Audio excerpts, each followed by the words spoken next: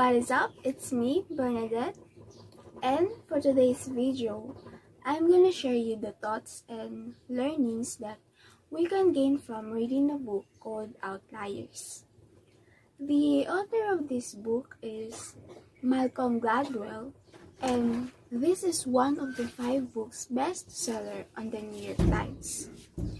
And before we start, I'm gonna give a short background for the author. Malcolm Gladwell is a tremendously successful author who has 5 books on the New York Times bestseller list.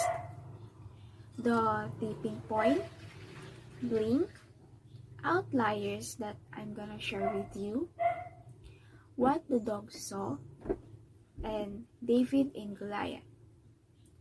He is also a well-known journalist, public speaker, Order of Canada appointee, and a co-founder of Pushkin Industries, an audio production firm that produces the podcasts Revisionist History and Broken Record, in which he, Rick Rubin, and Bruce Hidlam interview performers from many different genres.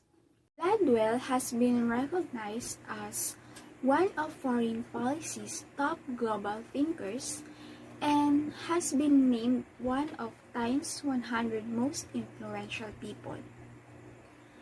Gladwell, however, regards his achievement as largely a result of his unusual family background and circumstances, which is in accordance with the premise of his book. So, back to the topic, Gladwell investigates the lives of the world's most brilliant and successful people, from Bill Gates to the Beatles, in his book Outliers. An outlier, according to Gladwell, is a person who is so different from the usual that they don't fit into our conventional understanding of achievement. Outlier is a dissection of what makes these individuals so exceptional. The book Outliers explores the hidden dynamics at work in the lives of successful people. Gladwell demonstrates that while skill and hard effort are certainly important factors in many of the success stories we read about, there is much more to success than meets the eye. Successful people do not appear out of nowhere, and success is not always dependent on individual talent. People achieve success as a result of a series of circumstances that came together in their favor at the correct time. It could be a combination of hidden advantages, unusual chances, and cultural legacies that enable individuals to study and strive hard to make sense of the world in ways that others cannot.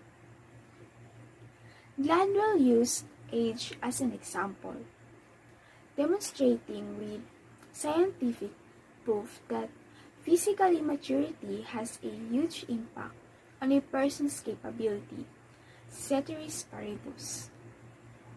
When compared to your January-born peers, being born at the end of the year may actually harm your success in sports, as he claims in his book.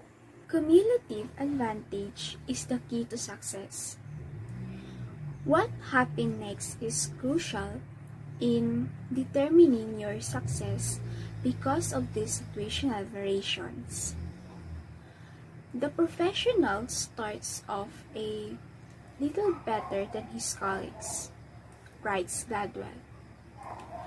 And that small difference leads to an opportunity which widens the gap, and that advantage in turn leads to another chance which widens the gap even more, until he becomes an outlier.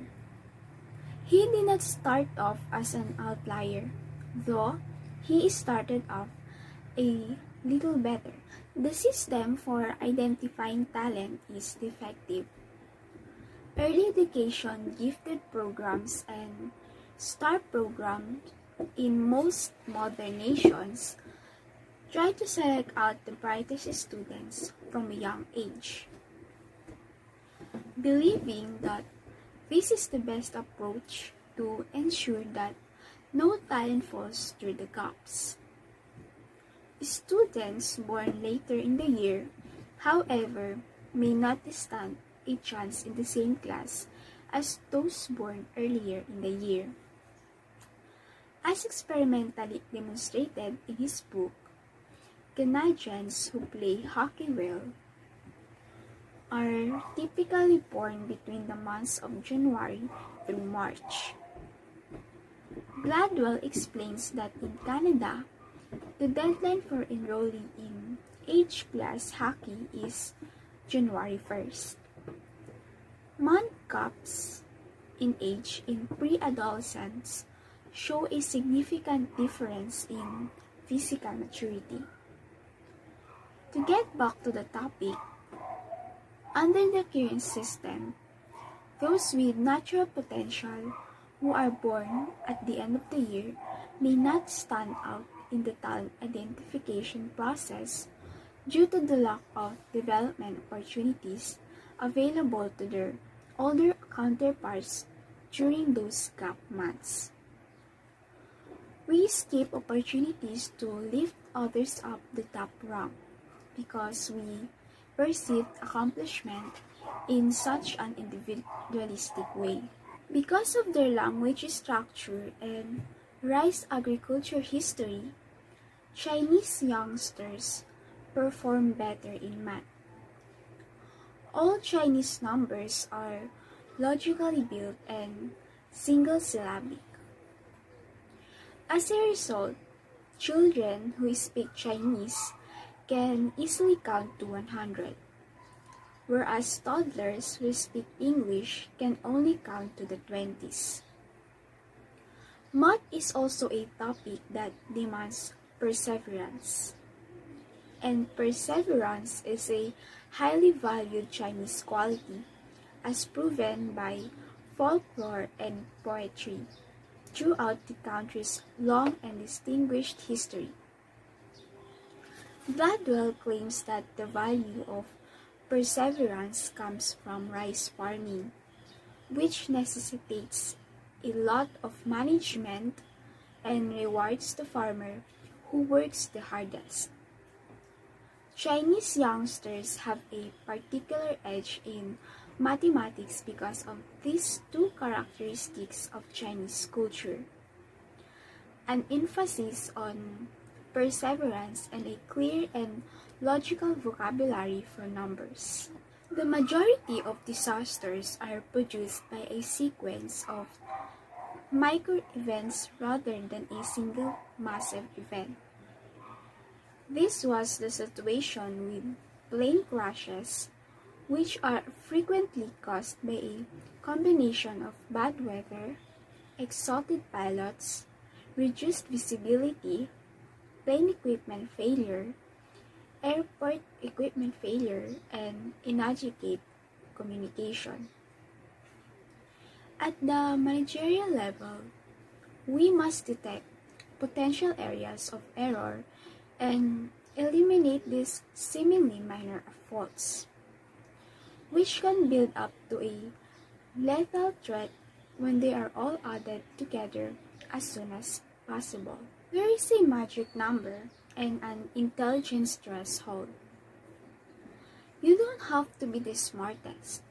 All you need is 10,000 hours of practice.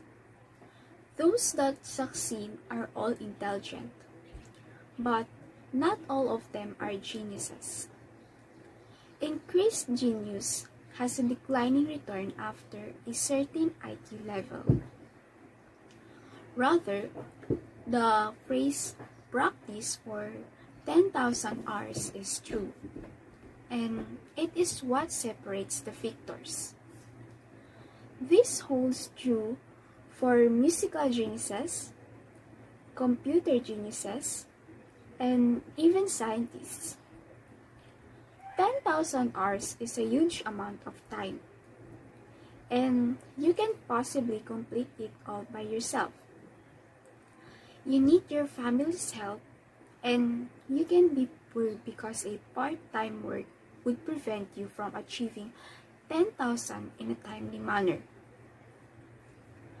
These individuals are fortunate to be in a situation that allows them to perform what they do best. They are frequently enrolled in some form of program that gives them with the necessary training. Furthermore, the time and place of our birth, the cultures in which we live, and the amount of time spent working all have an impact on the end result. It's just a collection of conditions that we happen to be in that will have a significant impact on our chances of succeeding, of being an outlier. So, that is for today. I hope you enjoyed this video. Thank you for watching.